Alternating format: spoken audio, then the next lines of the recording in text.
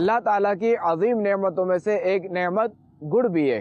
تحقیقات کے مطابق گڑ میں iron, phosphorus, acid, vitamin A, vitamin C, vitamin B1، vitamin B2، nicotine وغیرہ پائے جاتے ہیں۔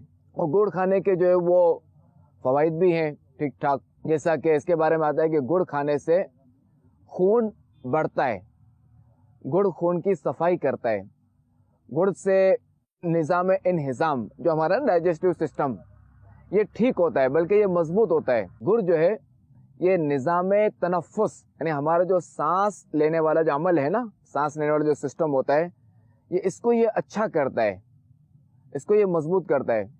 اسی طرح نظام انہضام جو ہمارا ڈائجسٹو سسٹم ہے، جسے کھانا وغیرہ ہضم ہوتا ہے، ہم جو کھاتے ہیں پیتے ہیں یہ جو ہضم ہوتا ہے، تو گڑ اس کو بھی مضبوط کرتا ہے۔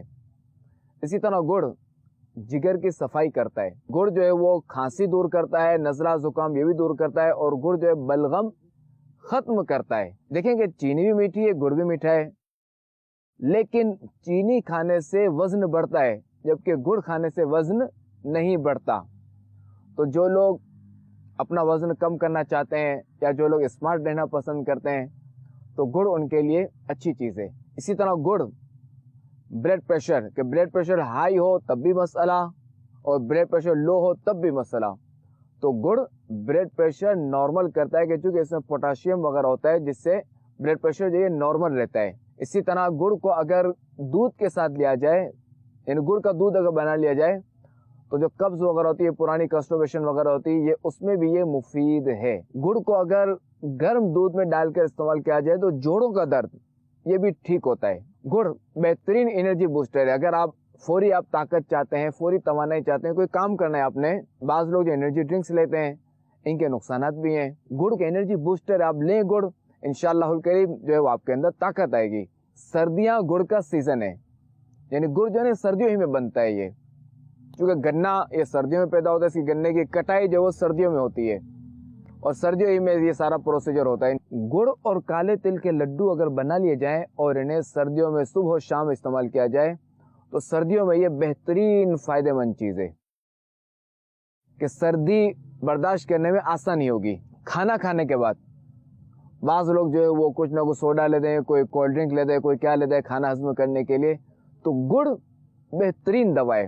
اب کھانے کے بعد تھوڑا سا گڑ لیں، انشاءاللہ الکریم آپ کا کھانا ہضم ہو جائے گا۔ دیسی گڑ کہ جس کا ڈارک براؤن ہوتا ہے، جو اس میں جو رنگ کاٹ نہیں ہوتا، کہ یہ چمکدار نہیں ہوتا، تو اس کا استعمال زیادہ فائدہ مند ہے۔ اگرچہ کہ نظر آنے میں اچھا نہیں لگتا مگر ہے فائدہ اس کا زیادہ۔ گڑ کے اندر مٹھاس ہے، انسان کو چاہیے کہ اپنی باتوں میں، اپنے لہجے میں، اپنی عادات میں، اپنے اخلاق میں بھی مٹھاس لائے۔ گنا خود تو پس جاتا ہے مگر دوسروں کو نفع دیتا ہے۔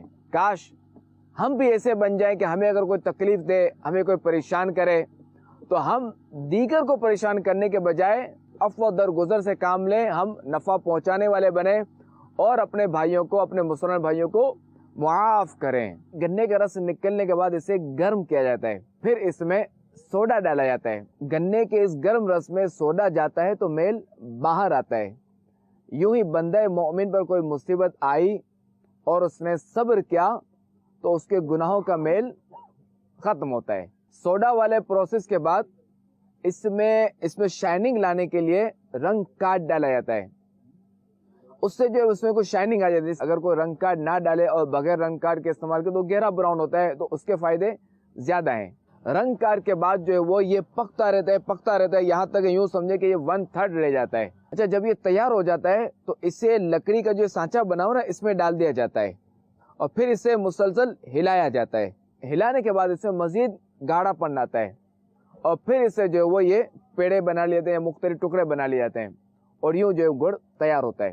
اچھا، گڑ کی تاثیر گرم ہوتی ہے اور شکر کی تاثیر ٹھنڈی ہوتی ہے۔ بس فرق یہ ہے کہ جب شکر نے بھی اسی طرح تیار ہونا ہے، بس یہ ہے کہ یہاں جو وہ شکر میں سوڈا کی مقدار بڑھا دی جاتی ہے۔ سوڈا کی مقدار بڑھا دینے کے بعد جب یہ تیار ہو جاتا ہے تو پھر اسے وہیں ڈالا جاتا ہے سانچے میں اور پھر اسے مسلسل ہلایا جاتا ہے۔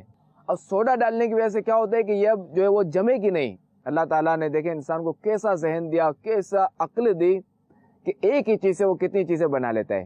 بندے کو چاہیے کہ اپنی عقل کا صحیح استعمال کرے اور اللہ تبارک و تعالیٰ کا شکر ادا کرے، اور نعمتوں کا شکر ادا کرنے کا ایک طریقہ یہ بھی ہے کہ اس کی نافرمانی سے بچے۔ اللہ ہمیں اپنی نافرمانی سے بچائے۔